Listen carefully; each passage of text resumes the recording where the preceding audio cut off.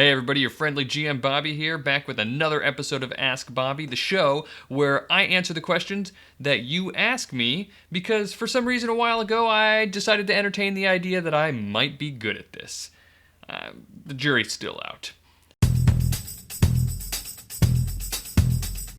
So before I get going, I want to announce a couple of pieces of news about the upcoming actual play that we're going to be launching in August. We've settled on an official date. We're actually going to be recording the first session of our actual play campaign on August 18th. And so that means the first episode should be going up the weekend after that, sometime probably the 20th or the 21st. I haven't settled on an exact day of the week that these are going to come out on. Maybe Sunday, Saturday, I don't know, maybe Monday. People might want to just listen to it on their way to work or something. Now, what that means is that for those of you who still have not turned in an NPC or an organization or a location that you want me to insert into the world that we're building for this Shadowrun actual play, you have until I launch on that weekend of August 20th. If you don't know what I'm talking about, head on over to patreon.com/complexaction. The people who support the show at the $2 level get to actually give me any old NPC that they want, and I will put it into the game world, and the players will actually interact with that person. Maybe it'll be an adversary, maybe a contact. People who are at the $5 level get to not only give me an NPC, but also create an organization or a location, anything they want. That's the cool thing, is that you're participating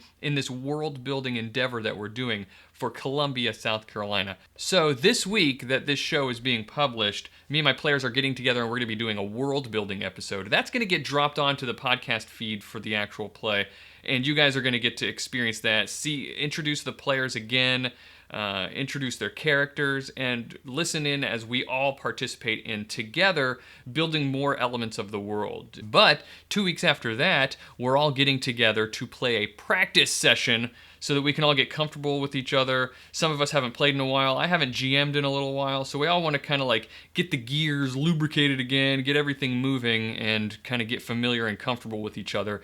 Patrons are going to get to actually listen to that recorded session where we're just going to be playing through food fight scenario or something like that. Another cool thing about this actual play that we're doing that everyone will get access to, whether you're a patron or not, is what I'm calling right now our cast party episodes. At the end of every month, what it'll be is we're gonna get together and we're just gonna discuss what's been going on in the actual play from our players' perspective. We're gonna interact with listeners live, and it'll also go on the podcast feed so you can listen to later if you want to, but people can also tweet or send in questions that we'll answer live. It'll just be a little episode that'll be monthly drop at the end of every month. It'll be really cool. These cast party episodes are also gonna have some cool patron rewards associated with them. For those of you wondering what happens when the actual play launches, I've already got my NPCs turned in, my locations, organizations. What incentive do I have to keep supporting?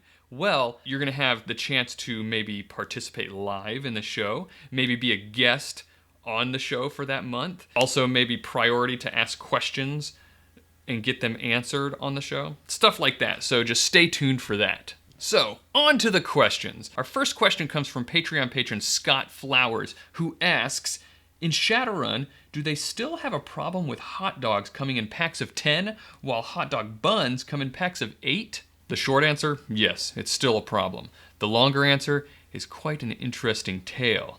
You see, many decades before the current present day of Shadowrun, as technology looked into the possibility of packaging a line of hot dogs and hot dog buns that came in equal quantities.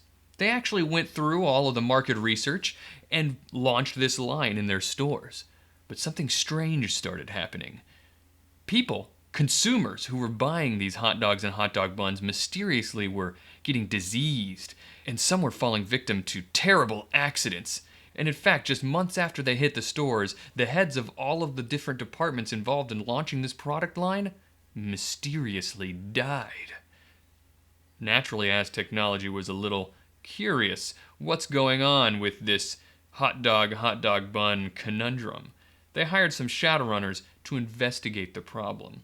It took several teams of Shadowrunners, as many turned up dead while they were on the job. In fact, some of them mysteriously quit the job midway with no explanation. Finally, one team of Shadowrunners did succeed, and they found out that behind the entire affair was a free spirit of dog who had taken it upon himself to curse the project. You see, this dog spirit was convinced that in order to protect and save as many hot dogs as possible, there had to be a disparity between the hot dogs and hot dog buns. If there were 10 hot dogs and 8 buns, then it stood to reason that some of those hot dogs, bunless, would go on to survive and not be consumed by the human predators. As technology tried to reason with this spirit, and in the end decided that they were not going to fight it any longer. They weren't going to do away with the spirit. What they decided was to team up with the spirit.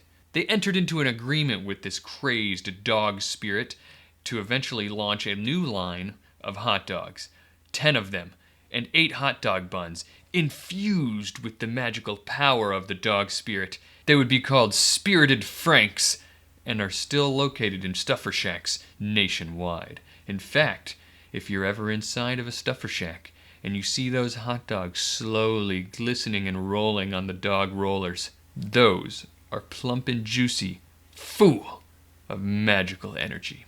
Thanks for the question. Next question comes from Scott Derby. It's the two Scotts again in the same episode. What's up with that?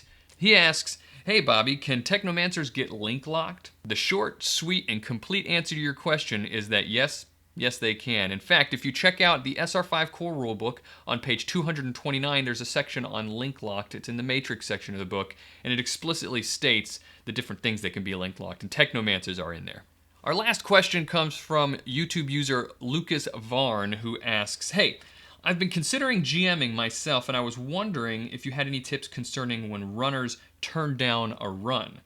I'm not too great at prep work, and as a player, I know that sometimes I don't want to isolate turn down a run, even if it's bad, because most GMs I've run into only have what they prepared. And out of character, I just want to play, even if it's not profitable for my character. Would you say having a whole other run prepared is the way to go, or not? Well, let me just start by saying that you definitely need to do something that makes it so you're prepared to allow your players to turn down runs if they want to. You never want your players to feel railroaded or forced into something, and oftentimes turning down a run is kind of a good sign that you've made your players cautious and paranoid enough that they don't want to do some of the jobs that you present them with. Don't ever worry too much about some kind of a campaign plot line being forgotten or lost because they turned down a run. You can always take that plot line that was going to be in that run and just restructure it into another one, or just offer them the same run later by another or the same guy, just in a different way. So how to deal with the moment of truth in itself. It really depends on how good you are at improvising. If you're good at improvising runs, and not all GMs are, in fact I struggle with that myself, you could explore a character's backstory instead. Let them turn down the run and just in sort of a downtimey kind of way, improvise some sort of a scenario where you get to explore a character's backstory that maybe you've kind of been putting off, or take an old adversary that maybe the runners have run into before who got away and have him show up at one of their apartments or something to get revenge. It's just something like that. Now, if you're not good at improvising, of course, yes, you can prepare some runs to have in your back pocket in case the players turn something down. Or another thing you could do is purchase one of the pre-published adventures. There's plenty of them out there for 5th edition, and they're all really very fun. If you've got one, you could pull it out. It's nice and complex. Make sure you've read through it and you're at least familiar with it, and just throw that out there and say, okay, let's do this. Something else you could do, which could also be very, very fun and maybe a change of pace from what you normally do, is kind of in between improvising and preparing. You could do some sort of a dungeon crawl style run for them. You know, give them a job where they just have to go clean out a den of ghouls, or maybe some gang has hired the runners to get rid of another gang who's infringing on their territory. Well, that's it for the questions for this episode. I hope you guys have enjoyed it. I, as usual, always love answering questions. Remember, if you'd like to have your questions have priority and have a better chance of being answered on Ask Bobby, then consider becoming a patron over at patreon.com/complexaction. All of my patrons, when they submit questions, they get priority in having their questions answered. Thank you guys for watching. If you liked what you saw, consider subscribing if you're not already. It helps get the content delivered straight to you in a timely fashion. From all of us here at Complex Action, thanks for watching, and bye-bye. Ooh, something I forgot to mention is that my Gen Con stuff is here. Got my badge. It's pretty cool. I'm pretty excited about that. A receipt and some advertisement on the back. Got my tickets for me and Tyler. If you don't know what I'm talking about, check out Road to Gen Con, my series about how I've never been to a convention before. I also got some cool equipment. Oh, here we go. What? It's a little light. It sits on top of your camera. Hey, I want to interview you. Oh man, I definitely am not gonna. It's got a. You can turn it down. Ugh, I can't see anything anymore. I don't think that's not even one of the brighter ones. I've got this bad boy here who's pretty bright. Wow. Oh, jeez.